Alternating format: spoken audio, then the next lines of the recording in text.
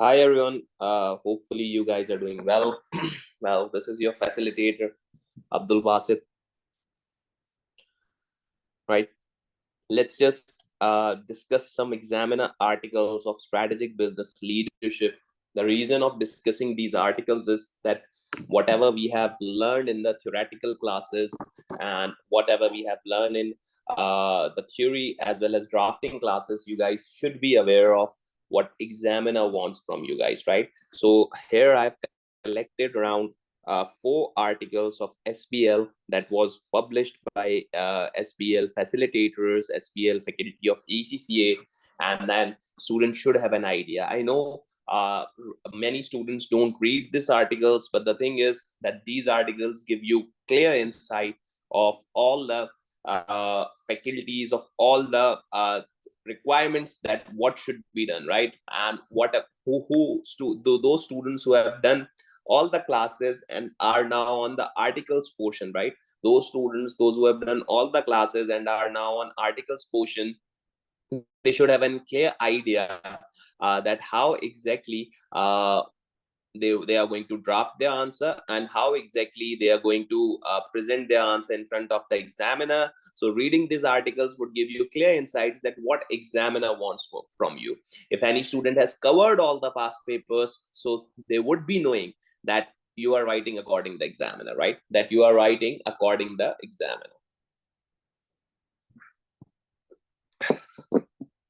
So the first one is embracing change, shaping futures, SBL, the importance of SBL's effective communication for SBL, right?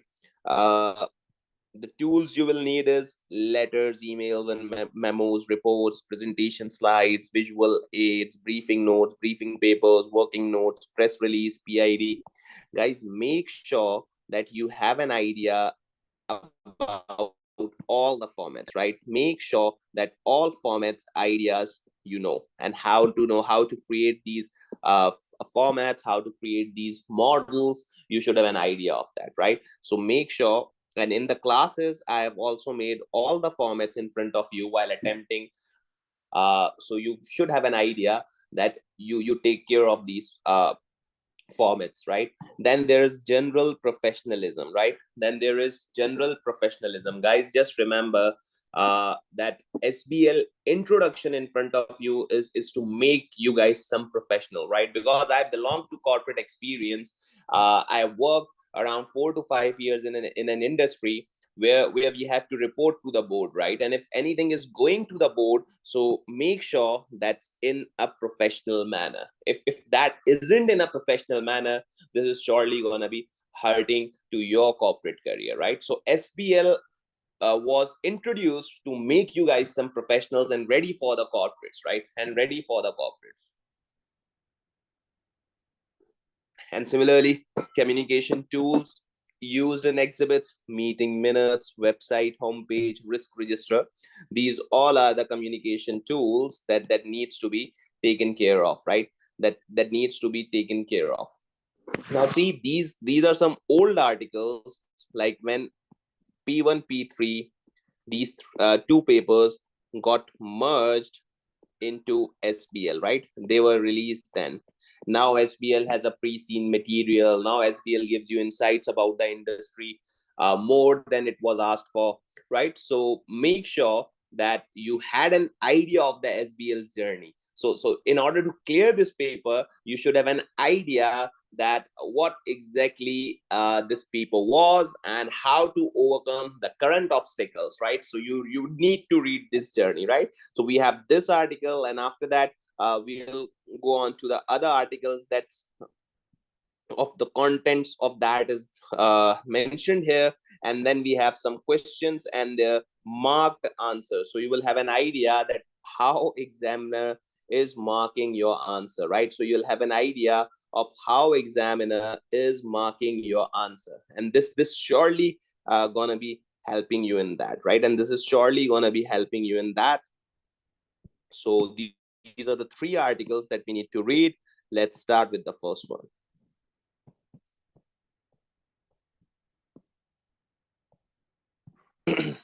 See, The current P1, P3 exam will be removed. Yeah, September 18 was the first attempt.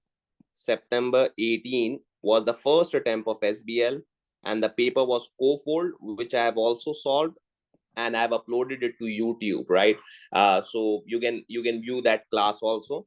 An exam session and an exciting new exam SPL will be introduced from September 18. The new exam will provide you with real life skills. Yeah, examiner wants and students should have the real life skills and make you even more effective in the workplace, right? In the examination, candidates will be presented with all of the information needed to refer to, including background information and exhibits, alongside the various tasks to be completed by the student.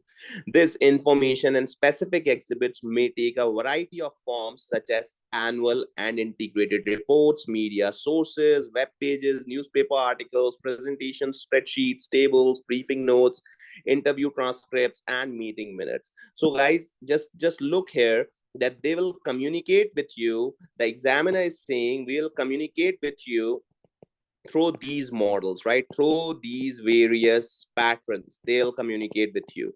Now, the problem is that, in order to understand these patterns, we should have an idea of that, right? Because in order to understand the annual report, you should be reading it in that pattern where you can get exactly what the examiner is saying you. Similarly, you must have an idea of the integrated reporting, so to read the integrated reports, right? You must have an idea of the presentations. Like, therefore, I say in my classes that if you are a working student and have an experience of a company, you'll have an edge in this paper, right? Because you know these communication patterns and you have gone through it. Like, if anyone of have student have 1 or 2 years of exam experience, corporate experience, he or she would be excelling in this paper. The reason is that they have an industry experience and they could communicate, they could understand what the examiner is communicating, and they could communicate through these patterns, right?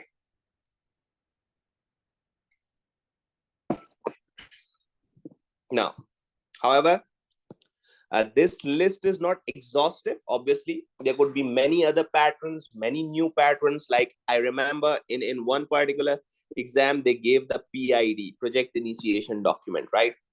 Those students, those who have solved the Railco with me, they must have an idea. However, the list is not exhaustive, as the examiner may present information in variety of formats that best reflect and convey the context of the scenario which is being examined. Importantly, not only candidates will be presented with a range of information sources, they will also have to present their responses to the requirement using a specific format. Yeah, because mainly the professional marks depends on the format, right? If your format is not appropriate, you won't be getting the full professional marks. Professional marks is basically to develop the skills of the format, to develop the skills of the pattern. And in fact, you would you guys believe that the professional marks is basically the points that you have made are in a good pattern or not, like the most significant point in first, and then the less relevant and less significant in the below mentioned points, right? These are the professional marks. You don't need to study. It's basically the style of your attempting the paper. These are your professional marks, right? Asked for in the requirement. Therefore, it is the purpose of this article to highlight the main forms of responses that candidates may be required to present the SBL answer. These are the forms that they could ask you to present your answer in and will be presented. Note that some formats will be explained in more detail where it is considered relevant. Also, bear in mind that these are suggested layouts and alternative approaches. It's suitable to the context of the questions will be rewarded, right? So there are some formats where in which this article is going to be in detail, and the other formats would be lesser in detail. That's upon to the communication they want to give it to you, right? Now see, letters, emails, and memos. They all are kind of a same format, therefore presented in here. That in terms of style and content, a letter and an email are essentially the same, except that a letter sent in a hard copy is usually a more formal in tone, as it is usually sent in that format for a particular reason. An email is an electronic version of letter. So letter and emails, they have told you they are same. The differences are hard versus soft. Okay. the hard versus soft, and the other and this is not said by me, this is said by your examiner, right? The difference is hard and soft, and the other difference is your formal versus a bit normal, right? Formal versus a bit normal. However, sometimes the style may be different depending on the recipient. In the SBL examination, the style is likely to be very similar. You'll be writing to a senior level audience in most cases, which will require a formal approach in both cases. So in SBL, whether it's email or it's a letter, they need to be in formal tone, right? Whether it's email or a letter, they need to be in formal tune. Okay. Importantly, letters, memos, emails must be set at the correct tone. I told you about the professional marks, right? In the examination, you'll be taking on the role of senior management positions, reporting to board level or outside stakeholders, such as shareholders and external clients and customers. Therefore, the tone and clarity is very important. Letters, memos, and emails at this level are unlikely to be informal, so do not use text speak, right? Do not use these words, they'll cause you lesser professional marks, just like writing please like it, right? Liking, writing any particular word which is a shorter format of it. So make sure you are not writing the phrases, you are not writing the shortened words, you are not writing some unprofessional words, because they will cause you losing your marks, right? However, these texts should be kept concise, at the point, and well structured, as would be expected in a professional context, right? And they are giving you in specimen 2. We have done that. We have done that in our classes. Railco question 2b, you can see the format of letter there. You can see the format of letter there, right? So why are you reading us these articles? Because these are the key facts which I have taught you in the past paper solution classes, right? I've solved many past papers in front of you. The thing is that I need to get you exact communication, what examiner is saying or what examiner expects from you guys, right? I need to give you the exact communication. Always make sure that you begin a letter, memo, or email with the address header, which should look something like this for an email: to, from, date, subject, dear, sincerely, and all that. Okay. Now, here's the reports format. A report is an often used format in an examination context, as it provides candidates the opportunity to present well formulated and structured answers, right? These are often required when an overall recommendation is required by the candidate, or an analysis or evaluation issue is required, right? So these are the things that they want you to write in report. These are the things that they want you to write at the reports, right?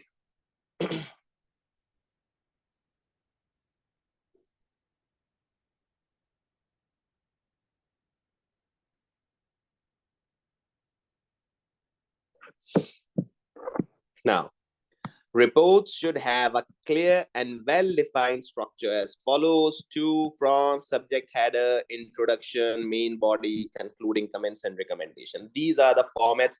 See, this is the format recommended by SBL. So, sir, can I change these formats? Yeah, you can, but they'll cause you lose some of your marks, because these were the formats recommended by the SBL instructors, at the SBL paper makers, and they want you to follow these formats, right? In introduction, you can write the introduction that has been commonly used by many students, but make sure that whatever format you are using, you are aligning it with the examiner, what they are asking you to do, right? They are aligning with the examiner what they are asking with you do. The students, those who are attempting the live class, can text me on chat box. I've got many queries. And the students, those who are taking recording, they can text me on WhatsApp. My WhatsApp number is with all of you. That's 923312623849. Okay. Yeah. So remember that this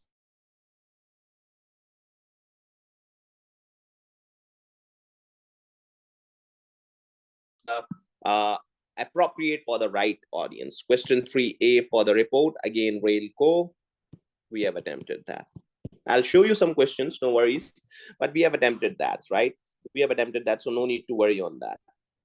Now, presentation slide and notes. What examiner wants you here is what I communicate in the class, that presentation slides are very easy if you have the right idea how to write that, and you have to write less in the slide, because slide will give you a marks in which you'll mention the pointers, and the descriptive notes will also give you the marks, right? Now, presentation slides and notes. Presentation slides and accompanying notes are useful tool to convey information concisely to a wide audience. They are often used to introduce, explain concepts or issues to those with less knowledge or information, right? Now, see what they are saying you is that you make sure that it's information concisely, right? You have to write less in slides. An examiner wants that, right? They are often used to introduce and explain concepts, issues to those with less knowledge or information. Usually, slides have been asked in the papers that we have attempted, either on disruptive technology, either on big data, either on any particular redevelopment, right? Any particular recommendation. They ask you slides on that, because slides give you a picture or that information which is lesser known to many people, right? They ask you slides in that accompanying notes, right? Now, in the examination, presentation slides will normally require accompanying notes. Alternatively, the examiner could indeed ask you just to provide the notes in the form of speaker's notes, which would be used to accompany the set of slides. The examiner may prescribe the number of slides. Yeah, they'll give you the number of slides to be made, right? To be prepared, to use your own judgment as the number of slides required. This is likely to depend on how many tasks you are asked to cover. This is likely to repair that how many tasks you are asked to cover, right? Now, if asked to prepare a slide, then it is important to remember that each slide needs to create immediate impact. Yeah, you cannot give a start and an end to a slide. You have to make sure that while writing the slides, you're giving an immediate impact, right from the point, right to the point. Be quick and easy to read for the audience, presented in a clear, concise way. The reason of highlighting these words is to follow this pattern, guys. This is your professional marks. Each slide should contain between 3 and 5 fairly bullet points. Students are asking about that, sir, how many points to be writing in the slide? This is in front of you. Okay. Uh, Encapsulating the content to the audience, slides should be introduced or produced with accompanying notes to explain the bullet points more fully. These notes must directly link to the points made on the slide. Remember, these are the speaker's notes, and you may be preparing the presentation for the another senior manager.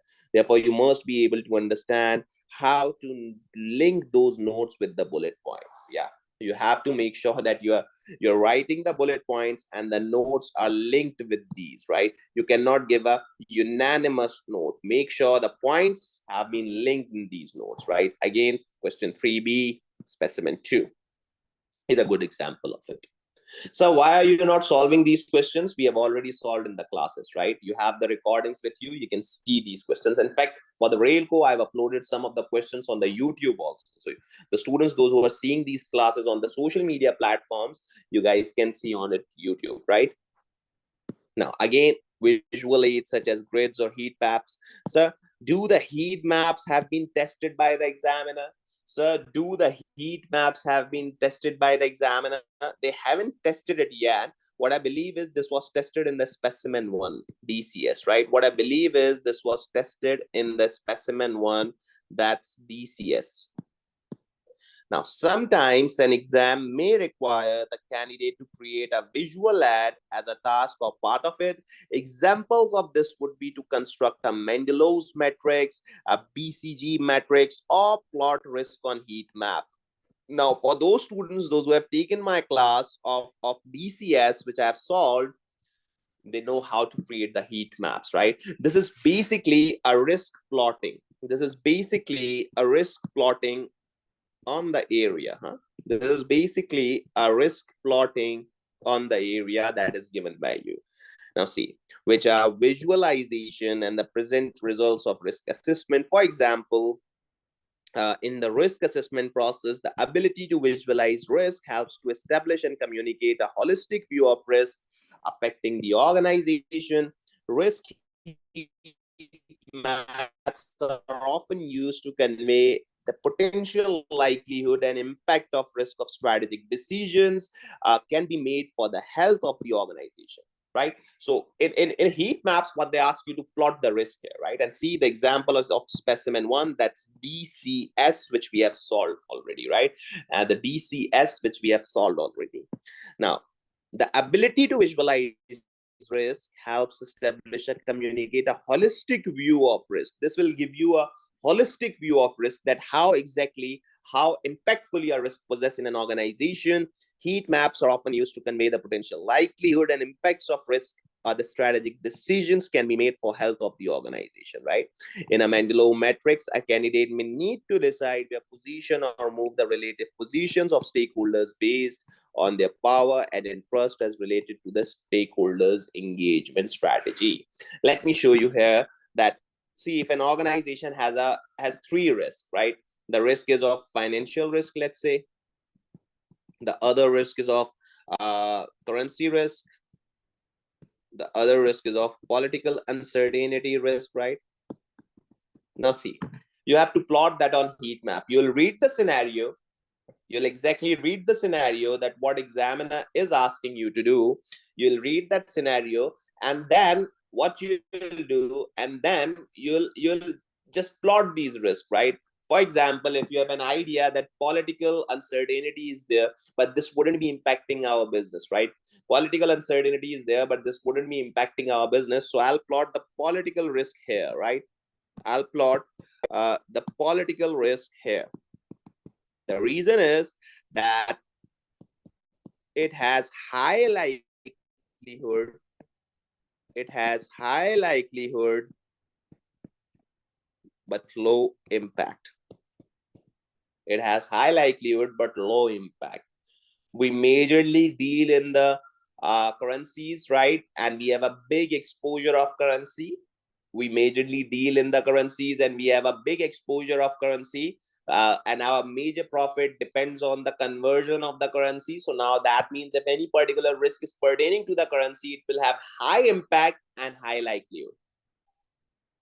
And likelihood is because if your country's economic situation is very in complex, I would say that it would have a major impact also, and it has some uncertainties regarding the economic situations of your country. So now the likelihood is also high,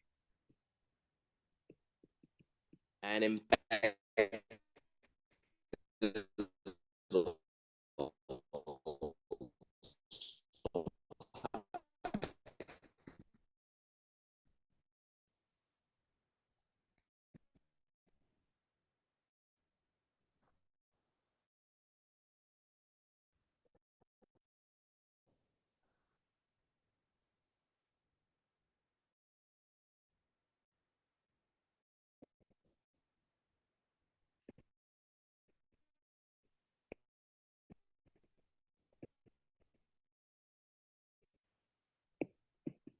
right. You are going to plot.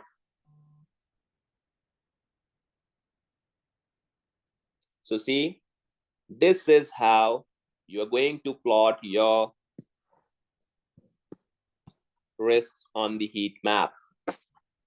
This is how you're going to plot your risks on the heat map.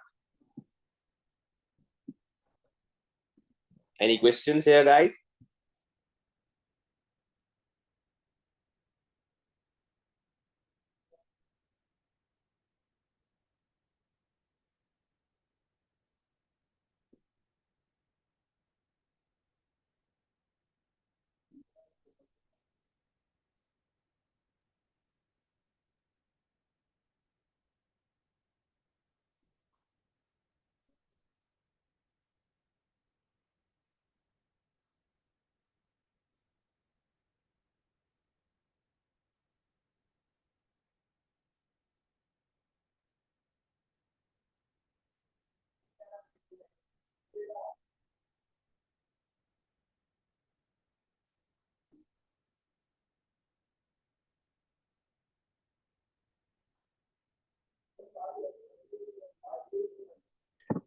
Yeah. Now we have some briefing notes, briefing papers, and working notes. So let's just discuss these. See, as the name indicates, briefing notes, papers, or working notes are intended to be short and to the point. They are asking you to make these notes to the point, but have no real formal structure, as they are intended as advisory documents for other people, right? They don't have a real structure, and these are normally an advisory notes. Therefore, in my past papers, I solved these briefing notes by just writing for attention of FAO, let's say finance director, and here an introduction and writing the main body. Here an introduction and writing the main body. Again, I am emphasizing that, see, these are the formats that are being suggested. These are the formats that are being suggested by the examiner. Okay. Now, therefore, there is no recognized formal structure, but student must understand that these differ from reports. Yeah. Now, one student showed me a briefing notes written in a report format. So they won't be getting any marks for the formats. The reason is that briefing notes differ from the format, and this is highlighted by the examiner. Instead, they should be merely informative and factual in order for the recipient to form an objective opinion of the facts presented, right? And in order to form an objective opinion to the fact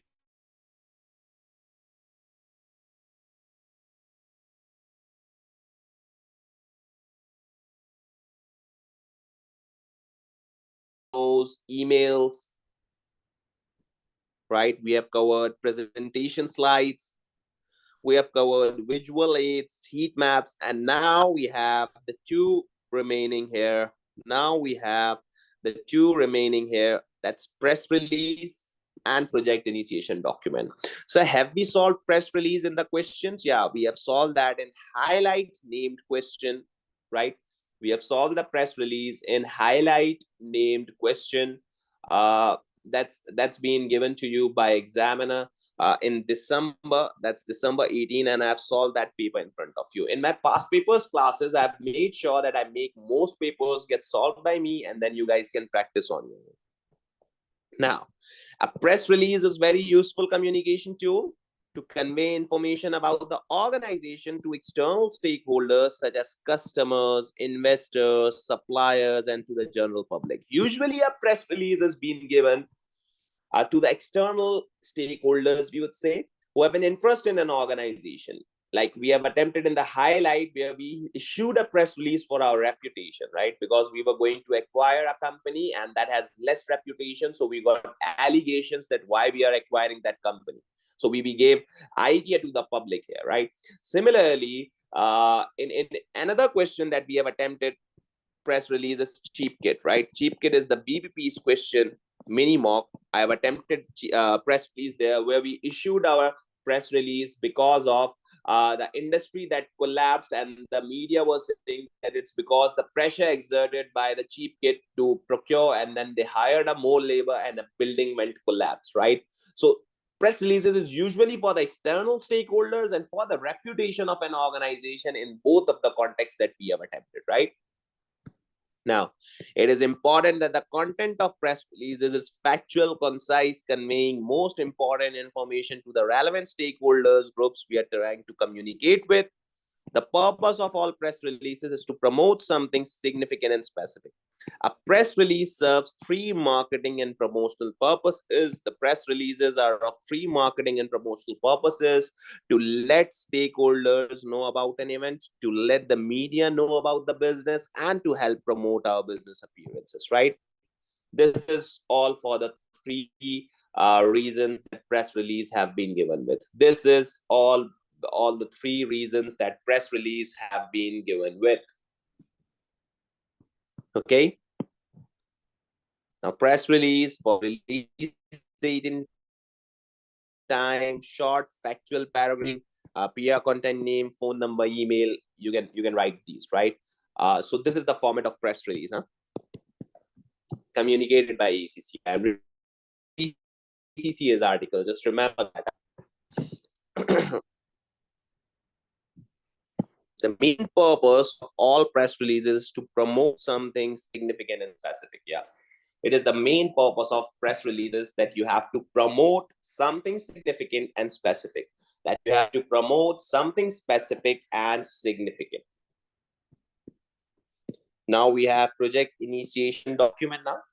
Now we have project initiation document. What's that? Guys, we have attempted that document in Railco, and then we have attempted that document in Cofold company. In both of the questions, the context was very different. In Cofold, they gave you the PID and they asked you to recommend some improvements in that. Whereas in Railco, they gave you the they don't give you the PID. They asked you to make a PID of a project, right? They ask you to make a PID of a project, right? So in PID, a PID is one of the most significant tools in the project management, which provides the foundation for the business project. The PID provides a reference point throughout the project, both the customers and the project team, and should normally include the following sections. That's goals, scope, project organization, business case. So it's a general document where you have to state the facts, or I would say just a one-liners, in fact, of each and every point that have highlighted by the examiner. So make sure that while making a PID, you have covered all these specs, right? You have covered all these specs, and they just require 1 and 2 liners.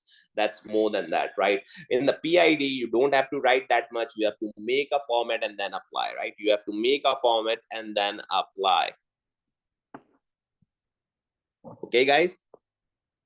Again, specimen 2, as I told you, we have solved this particular requirement in Railco. So see, the students, those who are taking these classes after the past papers, they would be enjoying this session because they know that they are appropriate and they are right to the pattern. Huh? They are appropriate and they are right to the pattern.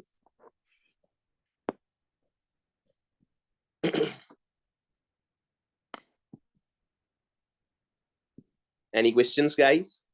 We have 2 more articles left, right?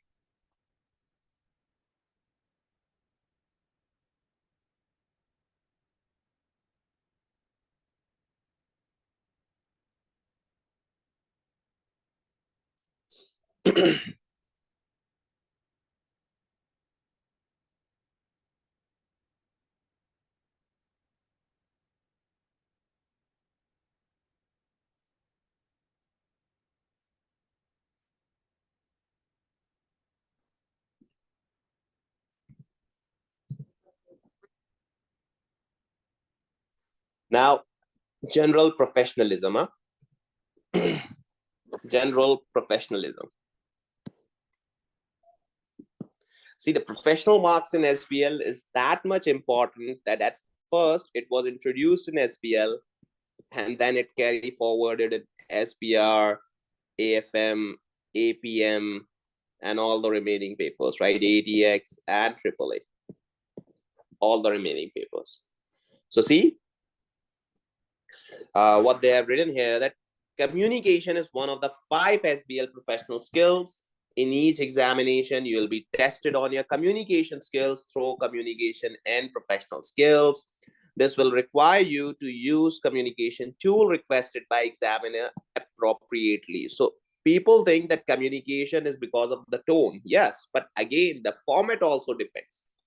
If you have got in communication, so there's an important thing. If you have got a communication, there's an important thing that you should be, there's an important thing that you should be using the right format. If you're not using the right format, the communication is of no sense, right?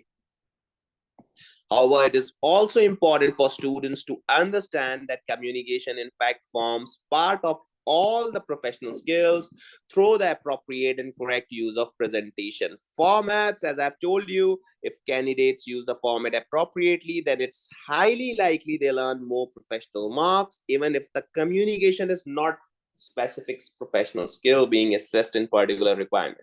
So that means your tone might be not that much up to the mark, but if your format is, you'll get the maximum professional marks, right?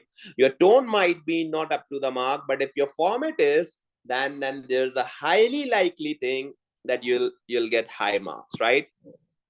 For example, if the professional skill being examined, evaluation skill, and candidates have been asked to write a report, then if the candidate's answer is not presented in a report or reported the report badly, there's no proper introduction and lack of concluding, the full professional marks will not be awarded to the candidate even if all evaluation criteria have made. So that means whatever the skill they have asked, you have to use the right format. Because if the format is report and then you have made an evaluation skill to the extra professional level, right? They've asked you to apply evaluation skill and you have applied it at a very good level. But if the report is badly structured, for example, there isn't a concluding comment, there isn't an introduction, so you won't be given a complete full mark here and you will lose the professional marks. You won't be given a complete full mark here and you will not be given the complete professional marks. Therefore, do not think that communication is only tested within the communication professional skill. Huh? This is general. The communication is tested in all the 4 skills. Sound and effective communication is required throughout the examination and should be considered when answering all the questions. Marker will be looking for strong and effective communication in every answer, which will demonstrate strong professionalism, right? So that means you have to make sure that you are using the right format. Otherwise, this could hurt. Right? Now, communication tools used in the exhibit, how examiner would be communicating with you, huh? How examiner would be communicating with you.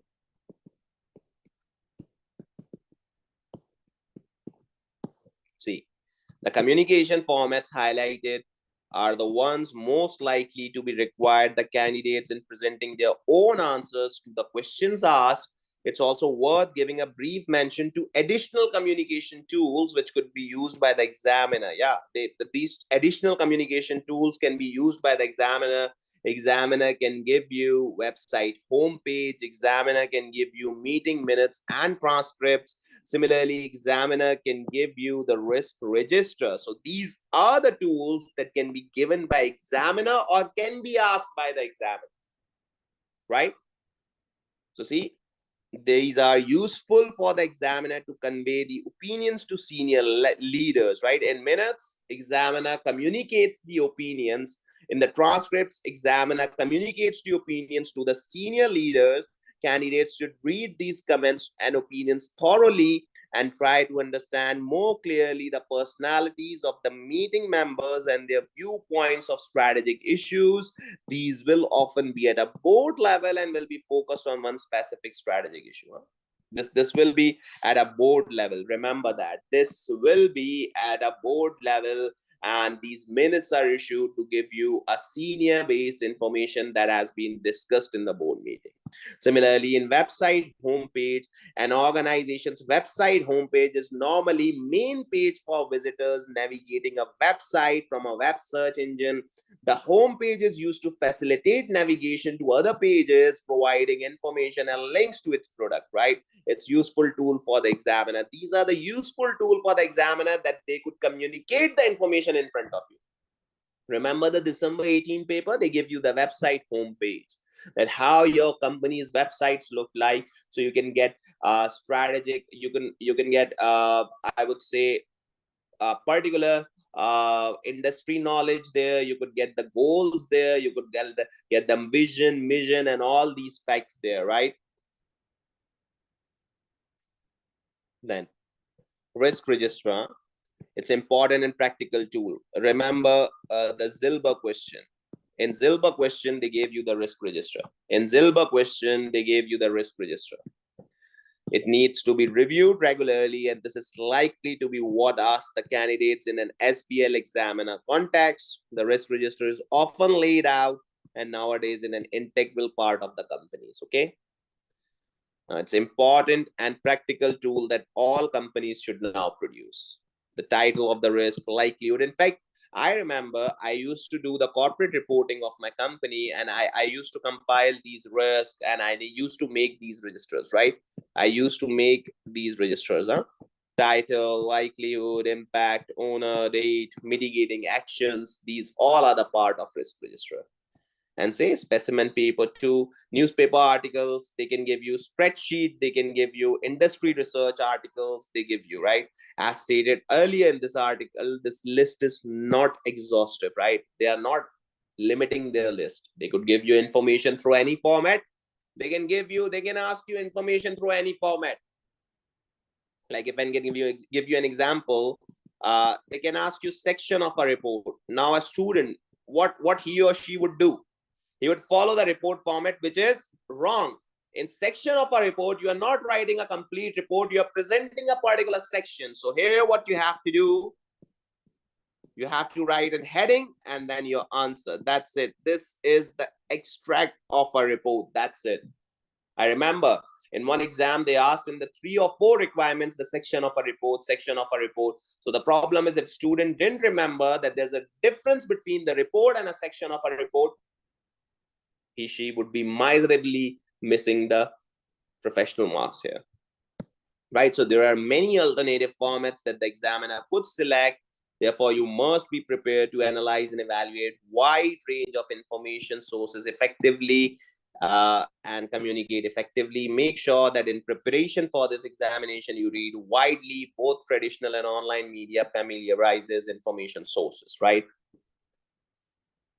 So hopefully you would have gotten summary of this article that each and every format is important and they have guided you a particular structure of a format. So make sure you are following that, right? So make sure you are following that. Any questions till now? If there are any questions, you guys, the students, those who are attempting this class live can ask me on the chat box. Otherwise, the students, those who are taking the recordings, they can text me on WhatsApp and we can discuss that, right?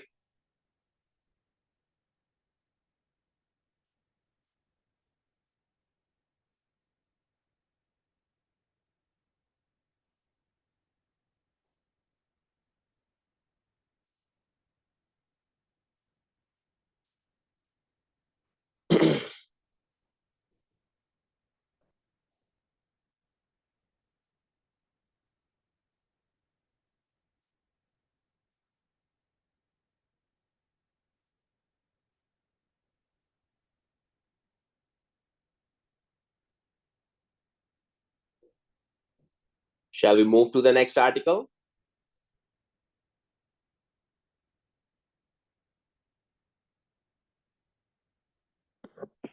Just a second.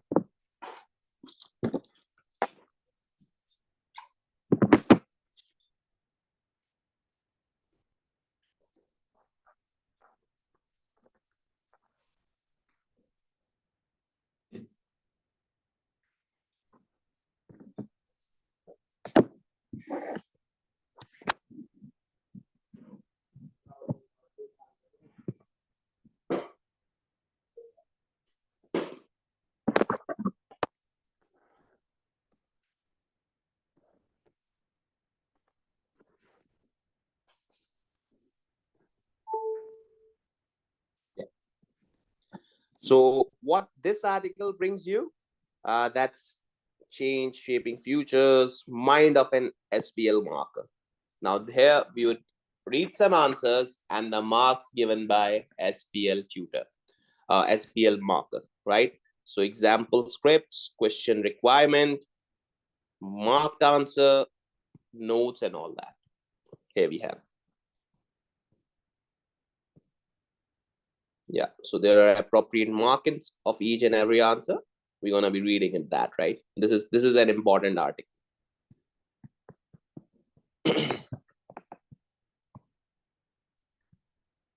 So see, the article is intended to give you some real insight in the mind of the marker. Example script. They'll give you some example scripts, right? They'll give you some example scripts, and they believe that you have read these questions. If you are attempted, if you have seen my classes, you must have gone through all these questions, because I have solved all these questions for your help. And then you can exactly see how the examiner gives you the marks, right? A candidate who wants to understand what the marker and more precisely is looking for needs to know what goes through their minds when they are marking a candidate script.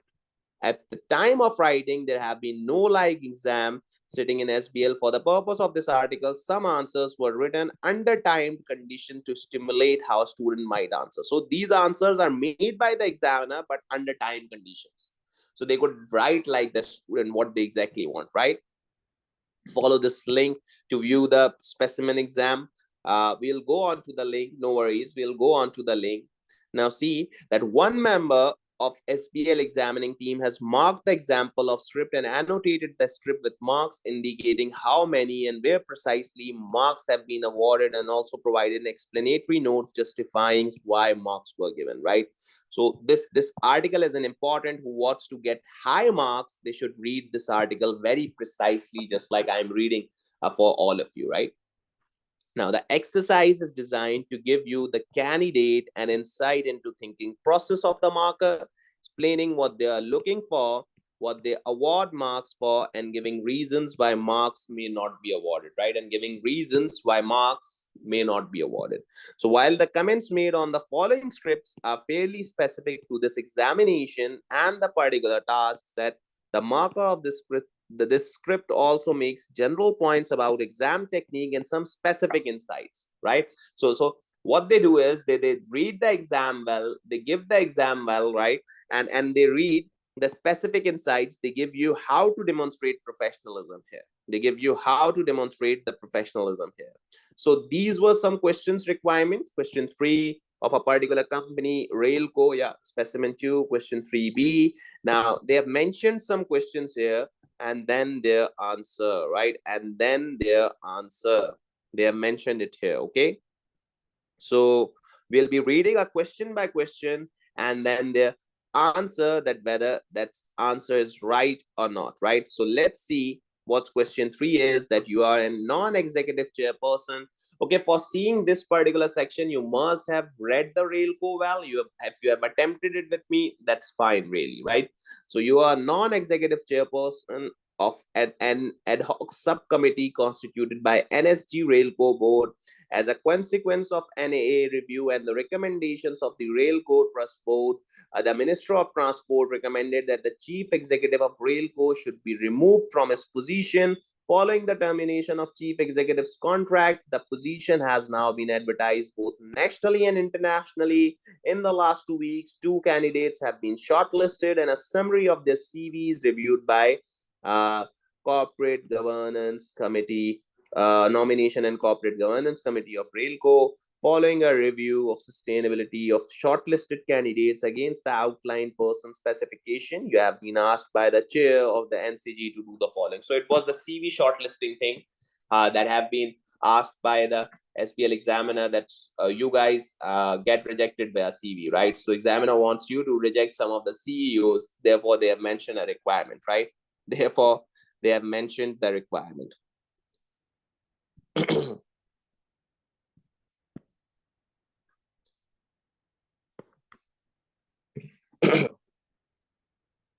Similarly, let's see the freebie. What's requirement is here: prepare 2 presentation slides with accompanying notes to explain to the NCG the contribution that the chief executive should be expected to make in terms of talent management. And this was the general requirement, right? The talent management was the general requirement. Since you know the solvation of my past papers, how do I solve it? I allocate the exhibits, and I term some of the requirements as the general requirement, right? So this is particularly the general requirement, and they want you to use the communication skills here, right? They want you to use the communication skills for the 3B. I guess we have got a solution of the 3B, is that you have to make a slides on talent management, right? You have to make a slides on talent management. And how many slides they have asked, you can just look there.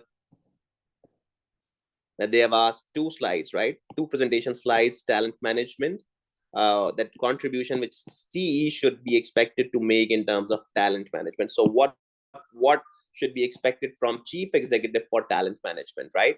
So two slides, see, one answer, and then they gave you the marks also. So what is the answer here? That developing talent by CEO relationship building in a complex changing environment, valuing the contribution of others, bringing out the best in others, attracting the best talent.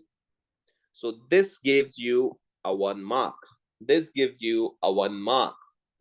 And supporting notes. Now, this is written by the examiner, but in an exam time and condition. So they expect that this could be written by the same examiner, same student too. The CEO can make very effective contribution to complex change program by knowing what change management skill sets are needed, being able to identify such skill sets and develop those skills by building strong, effective relationships, by being an acknowledged change management leader in the rail industry. Such a CEO can also attract the best talent in the rail industry in B land and beyond, right? And B land and beyond. So 1 mark. So you have explained it in one para, you got 2 marks here. You have 6 marks of, I would say you have 6 marks for writing and 2 marks as professional, right? So you have got 2 marks in the one slide. Just a second. Apologies, guys. There was some connectivity issue. So see, the professional skills marks are here for communication. Okay. So let's just see that the other slide is talent by CEO role model and change manager. So one slide was CEO relationship building complex changing environment, and the other slide was to be a change manager. What do we expect from CEO is that designing, leading, implementing wide-ranging changes, delivering under pressure and KPIs against KPIs, and leading from the front. So it all gets a 1 mark. Now you have a 6 mark requirement, right? The CEO should lead the required cultural and organizational change by embodying what is required. Accountability is achieved by such a CEO demonstrating achievement against transparent and meaningful KPIs by being proactive. And this all gets 2 marks. You get 2 marks for this particular points, right? You get 2 marks for this particular point. The thing is that why did you get 2 mark is that they made you here that in the note 3 they have elaborated it, in the note 2 they have elaborated this, and in the note 1 they have elaborated this, and in the note 4 they have elaborated professional skills. So you have read an answer and you saw 1 1 1 and 3 and 2 this and 2 professional marks. So you have got 7 out of 8 here. Now read it why. Now see that why did you get 7 out of 8, right? Now see that why did you get 7 out of 8? So see here that they have made some comments, right? Freebie. The questions require the candidate to adopt the perspective of non-executive chairperson of an ad hoc committee reporting to the nominations and corporate governance committee. 2 presentation slides should be produced. These should contain relevant bullet points and be accompanied explanatory notes regarding the contribution that chief executive should be expected to make in talent management. The key points from the presentation slides need to be explained in the context of change program required at Railco. It is important that candidates reflect the strategic role that is chief executive must be adopted when driving a change program. We saw the answer. In the note 1, they elaborated the 1.1 mark. And why is that? That the first slide clearly reflects the briefing that was set out by NCT committee. It highlights the importance of developing talent in a complex changing environment. So because of this, we gave it 1 mark, right? Because that highlighted, the slide was clear and reflecting the brief that was set out by the NCT committee. Now the note 2. The supporting notes refer to talent but do not discuss talent management in sufficient depth. Additional marks could have been awarded if the candidates had identified more elements of strategic talent management approach, right? More elements of strategic talent management approach. There could be more marks, but the candidate was missing here about the elements on the strategic management approach. For example, in addition to this, mention the need to attract talent. Yeah, if you're managing a talent, so there should be a need to attract talent, and this point was missed, so therefore they gave the 1 mark. Otherwise, if that point was made, they could give you a 1 additional point, and you could have scored 8 out of 8, right? Now, slide 3 or note 3. Slide number 2 and the supporting notes clearly identify the role of CEO driving change, the focus on CEO developing talent as a role model. These highlights the importance of a leader, which is finally attempted. And note for the professional skills mark are assessed in line of a grid of the marking scheme, setting out clear criteria against which communication skills should be made. So he have got 2 marks. So he have hit it this criteria. The student has hit it, or the examiner has hit it this criteria, that the candidate has demonstrated excellent communication skills. The presentation slides and notes were correctly and effectively structured. Now see why they have given the 2 marks. That demonstrated excellent communication skills, presentation and notes were correctly and structured, covered all the relevant points needed to explain the contribution of talent management expected of the new CEO. And here we got the 2 marks. That's 7 out of 8. Here we get the 2 marks. That's 7 out of 8, right? The answer clearly addresses the brief from the NCG committee and demonstrated excellent communication skills. The markers were looking for a clear structure, relevance to brief, and tone was appropriate for an audience consisting of senior executive and decision makers. The bullet points on the slides had been appropriately selected with clear explanatory notes. The communication skills demonstrated in the answer match up with the description. That's very well known, right? From a general examination technique perspective, this answer demonstrated that the candidate had understood the requirement of the question and had clearly focused on addressing the needs of target audience. Overall, this answer scored 7 out of 8 possible marks, right? Overall, this answer scored 7 out of 8 possible marks. The technical content was awarded 5 marks and 2 professional marks. So that means this is how examiner marks your requirement. This is how examiner marks your requirement.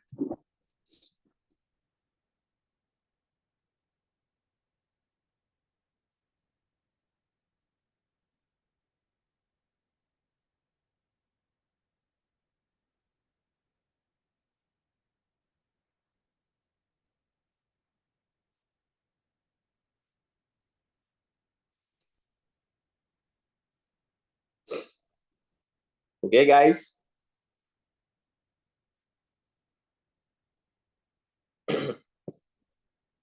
You can have a look at it. You can have a look at it and we'll see the other requirements as well.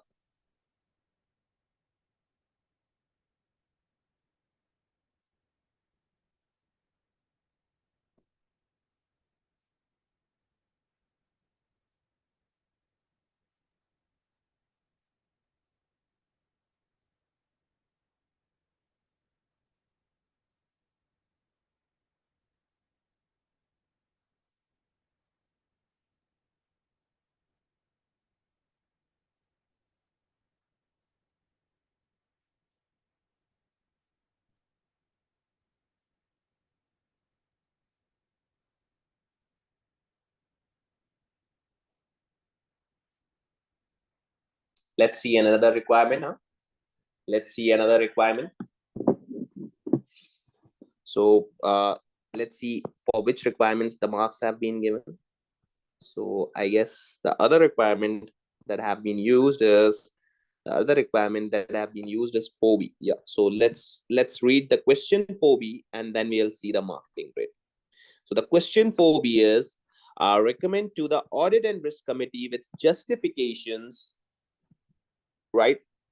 Sustainable measures or safeguards which could be implemented by Railco to reduce the levels of fraud occurring on the network. Professional skill marks are available for demonstrating commercial acumen in making sound recommendations for a suitable measure and safeguards to reduce the fraud. And this is 2 marks. So 8 and 2, we have commercial acumen. We have to recommend audit and risk committee safeguards to be implemented, reduce the level of fraud. Yeah, the barriers, inspectors, these needs to be introduced online. Buying of tickets needs to be introduced. This was the scenario, if you guys remember, right? And this is of 10 marks, right? This is of 10 marks. Let's then read the answer. See. Now see how they have given you. Now see how they have given you the points. Here the skill is commercial acumen. Here the skill is commercial acumen. Now see how they have given you. The first and the most important safeguard to reduce fraud on the network is to install ticket barriers. Yeah, the first was to install the ticket barriers, and the total estimated cost to Railco as given in the attached analysis is 550 million. While this may be based on a questionable methodology, that the extent to this fraud is clearly in many millions, right? So now the 2 marks are here just for CY.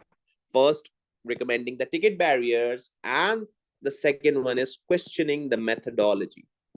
And the second one is questioning the methodology here, right? Go on to the note 1 directly. Go on to the note 1, guys, and see. In note 1, they told you that this answer makes a logical suggestion regarding the installation of ticket barriers and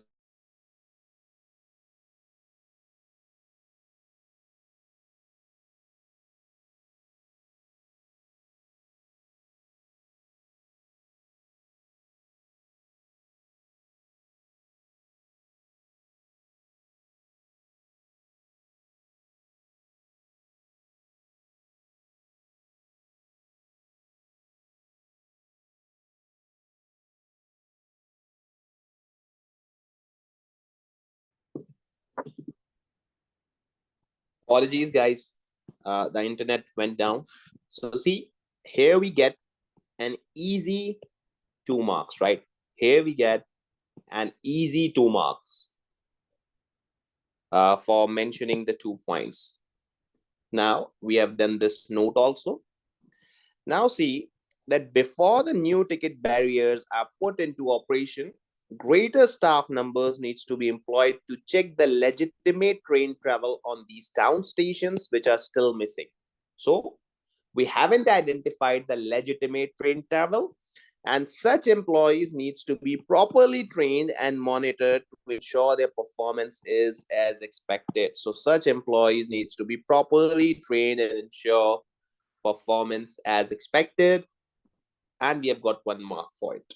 Now read this note and identify that why we have got this mark.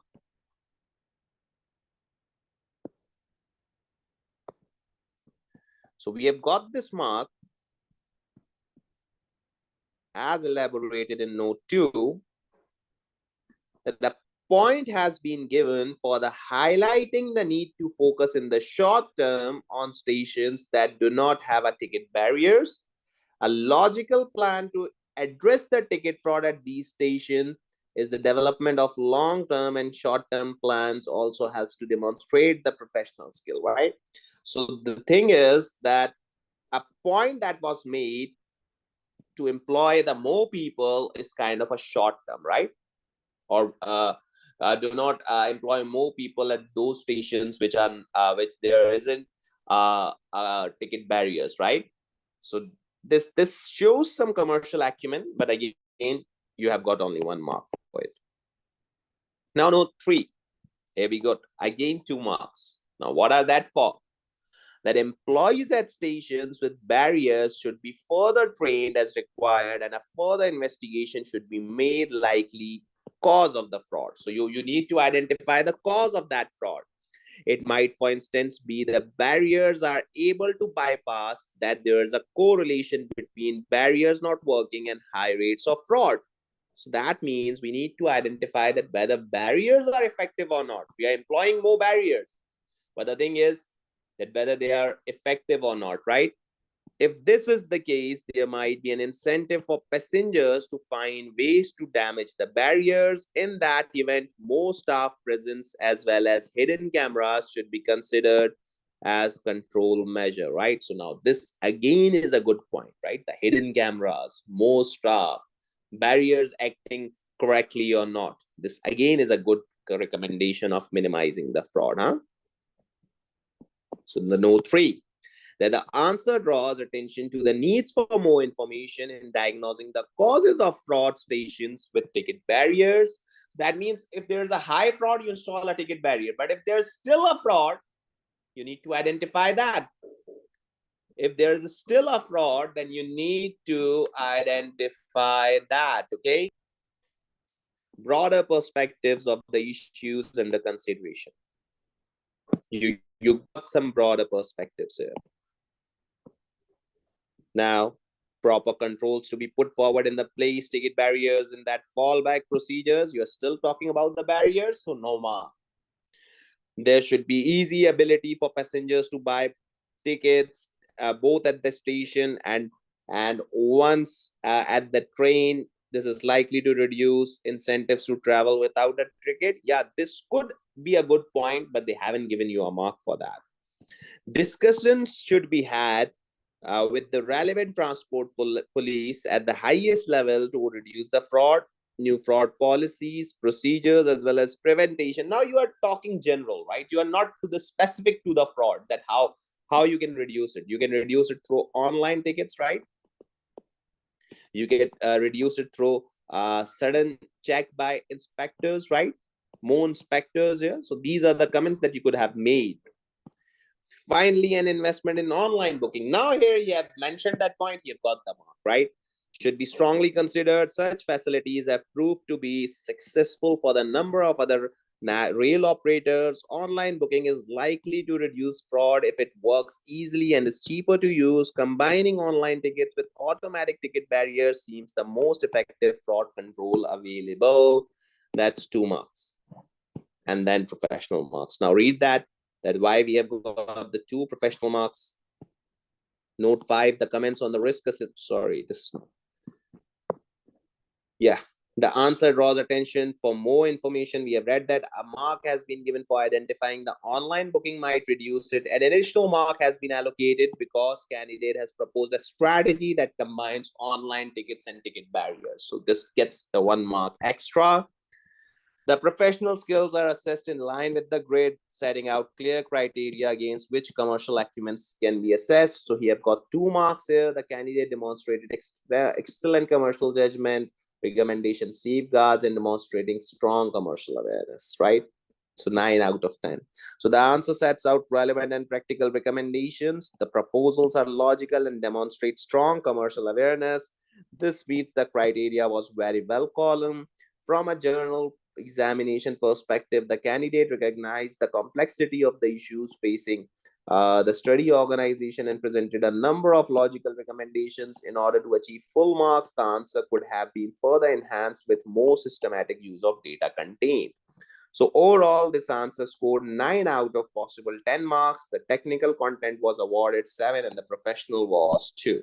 And here we have done this requirement as well.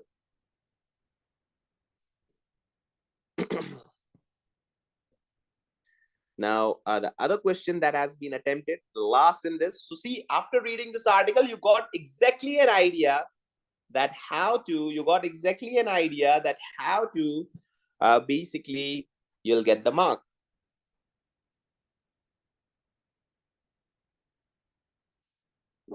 Shall we move on to the next requirement, guys?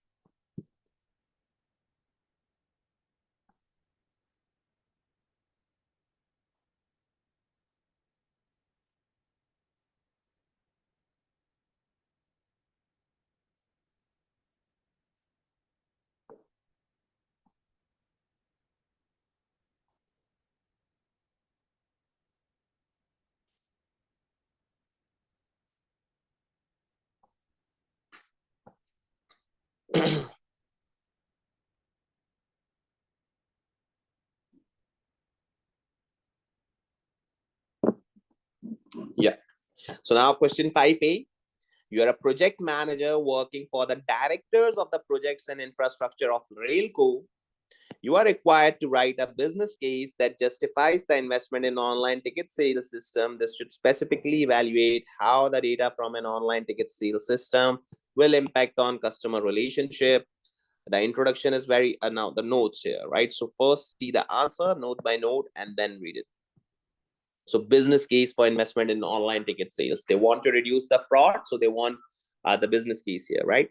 An online ticket sales system has been used by a number of public sector countries as an effective way of increasing revenue, reducing costs, and improving customer satisfaction. One proven advantage of ticket sales is that it can use the benefit of technology to produce detailed and timely customer data, assistant customer relationship management. So they have given you no mark, sorry, for note one. Now why? Now read it. Why they haven't given you the note one mark? See, the introduction is very general and does not specifically address the requirements set out by director of project and infrastructure. What was the requirement? See, you are required to write a business case that justifies the investment in online ticket sales system. Then you are writing in general. If you're writing in general, not specific to the scenario, they won't be giving you marks. More marks have been obtained if the specific problems related to customer dissatisfaction had been identified. Yeah, why Railco need the online system is because the customers are dissatisfied. The others, the competitors are performing well here. Okay. So note one, you read that. Now note two, every online transaction by a customer is recorded in a database that holds and updates information about the customer. This allows for targeted marketing to the customer as well, understanding customer buying behavior that can anticipate demand. Understanding the predicting customer demand improves organizational efficiencies. The database as well as cookies on the customer computer, tablets, or mobile also saves time for the customer as it can store previous journeys and billing details. Now, 2 marks for this. Why?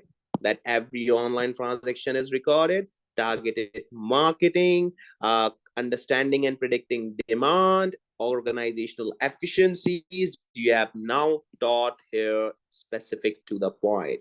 You have now discussed here specific to the point. Now see, some general benefits of organizational online transactions have been identified. These would have had more impact if they have been specifically linked to how Railco could improve the management of customer relations. A number of relevant points regarding understanding customer behavior and predicting customer demand have been given a credit. So see, these were the points that led you to marks here, right? Now,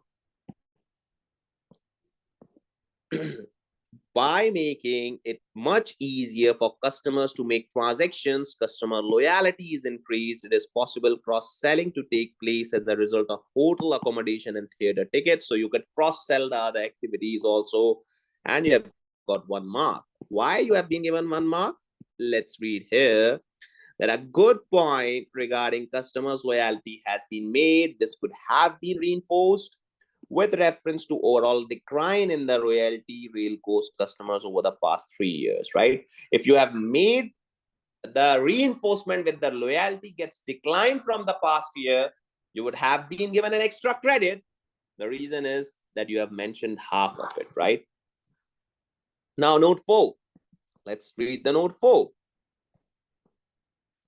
That a further advantage of online ticket sales that it can reduce cost of fares in general. Marginal cost of each transaction once its setup is very small. Online ticket sales allows the pinpointed differentiations and all that. And see, this all silly talk doesn't get the mark because that's not linked with the scenario.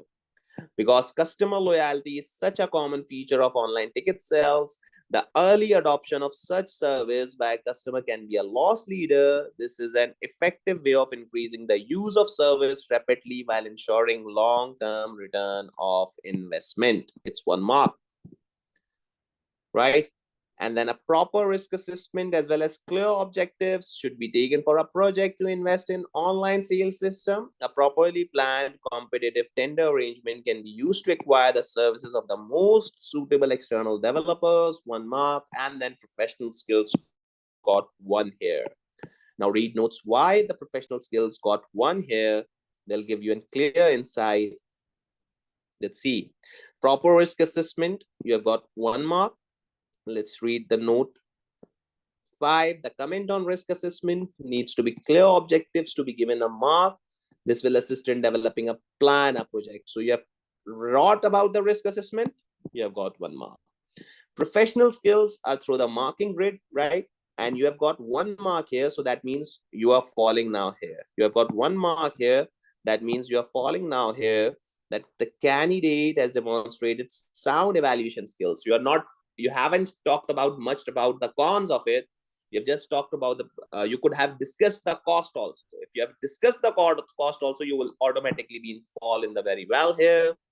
The candidate has made a reasonable attempt to evaluate the impact of system on more timely customer data. The candidate has demonstrated a reasonable ability, right? The candidate here has demonstrated a reasonable ability as well. So we have covered the 2 articles, and in both of the articles, in one, we got the formats, in other, we got how examiner will give you marks, right? In other, we got how examiner will give you marks. Any questions till now? If the questions, the students are taking this class live, they can ask me on the chat box or on WhatsApp. The other could ask on the WhatsApp, right? Those who are taking the recordings. If it's all been clearly understood, can we move on to the 3rd article?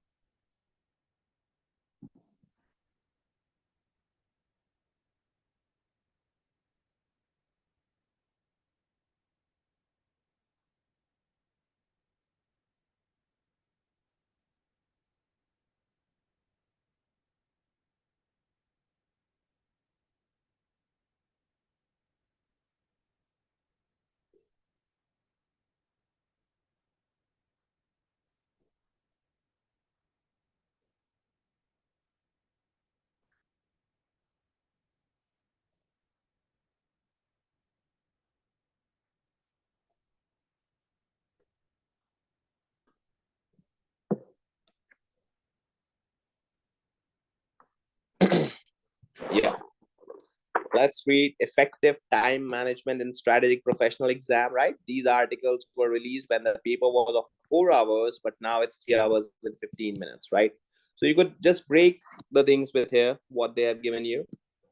Now, there's a lot of evidence from the marking teams with examiner reports that many students taking strategic professional exam are failing because of their time adequately and performing poorly and lately in the questions, right? So they know that you guys failed because of the time allocation, right? They feel more time pressured than when sitting in a paper-based exam. The guidance is about the following: how to use time required for reading and planning the exam, how to allocate your time to answering the exam requirement, how to adopt examination tactics and techniques to maximize effectiveness of your time management when navigating the examination, how to answer questions making the best use of time allocated to each requirement to avoid valuable examination time, reading and planning time. So for all strategic professional exams, there are 15 minutes for reading and planning in addition to 3 hours of this. For this was initially a 4-hour paper, so there was not any additional reading and time. So it's recommended that this will be required to 40 minutes. But now, since SBL has changed, so you have 15 minutes of reading and planning and 180 minutes of writing, right? Now see, for SBL, for strategic professional, it is important to use reading and planning time effectively because this will give you an opportunity to read examination from beginning to end, right? By doing so, you'll save time in examination, locating and finding the relevant information more quickly. In SBL, you should highlight the key information and make brief notes to yourself about which exhibits are relevant to which exam requirement. So doing this in an organized way will make it much easier and much quicker, which information to assess and use progressing through the task requirements. So in other strategic professional exams, it is more important that the candidate to clearly focus on and carefully read, fully understand the requirements and identify what needs to be done. In SBL, in study strategic, professional, effective, and careful reading. Yeah, that's important. Effective and careful reading. In SBL, first read the background section. Now that has been replaced by the pre-scene, right? You have got the pre-scene. You can read about the background. You know the industry well. You should know the industry well, right? Next, focus the requirements. Now you can focus the requirements and you are thinking about the task you are presented with, so you can identify and highlight relevant, any useful information from the scenario. In the strategic professional, it is also important to read through all requirements you'll be provided with. As with SBL, already knowing what you have been asked to do helps you read other information with greater focus, right? The opening screen contains explanations of the exhibits. These can be linked with various requirements, right? So you have to link it with the various requirements also. Here they have given you some allocated time, like it was 240 minutes initial, so 200 is remaining for the writing answers, right? That's 2.5 minutes per mark available, 200, right? But now, since you don't have I would say 240, you have 195 minute, where in 15 minutes you can plan, and then 180 minute is for writing. So 180 divided by 80 technical marks, right? Because you are going to attempt for the technical marks. Professional marks is on your professionalism, so it will give you 2.25, right? So can we write in this 15 minute also? Yeah, you can write it, right? But I'll suggest you to plan here, right? I'll suggest you to plan here. So they have done a particular calculation of it. You can, if you want, you can see that, right? They have given you a breakup of this particular requirement, which cannot be followed because the time pattern is now changed. And they have given you some examination tactics at the practice platform, in which what I have suggested, what I've done is, in my classes I've solved the questions on the examiner platform, right? So you'll have an idea that how to use the examiner platform, right? Then they have given you some CBE examination tips, because SBL is now CBE. So what's that? That avoid using the scratch pad for detailed workings. You don't have that in SBL. Make any notes or brief question plans on the word responses. This plan could be structure of your answer, such as headings, report. You can do that on either on paper or on screen. Quickly highlight the key pieces. Yeah, you have to highlight the key pieces of information that you have got, right? While reading the question, I highlight. You have to highlight that also, right?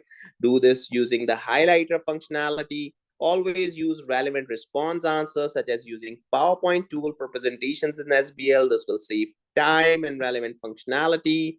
Open sources of information. You'll have the left source bar where you can use the sources of information there as well. This will save time. Keeping open items immediately working on, right? Don't spend too much time looking for trying to use functionality. If you don't know about the functions, just write. Don't waste time on understanding that in the exam, right? You have to pass the exam, not learn the functionalities. When you're using a spreadsheet, cut and paste any relevant numerical data. Don't waste time trying. Use less critical or complex functions, right? Using writing time effectively. And there's a conclusion also. So the conclusion gives you practice extensively on the practice platform, in which is covered in my classes. I used to do that. I emphasize on practicing platform rather than writing, right?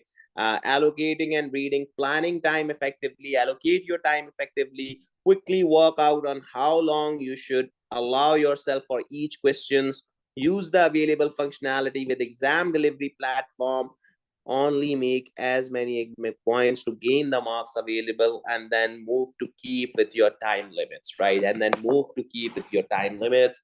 So in these classes, we have covered all the articles that was given by ACCA, just to give you a brief idea and knowledge at what ACCA wants from you, right? uh, I'll upload these lectures in the LMS as well as on YouTube about, and you can have an idea. If you have any problem pertaining to any area of the syllabus of strategic business leadership, you guys can always contact me. My number is in front of you, and I'll be really obliged by your contact. So let's see, how can I help you? This is my number, and we can have a chat and discuss the strategies if you're planning for the upcoming attempt, right? So take care. It's all from my side. See you soon. And hopefully, inshallah, you guys pass in your exam.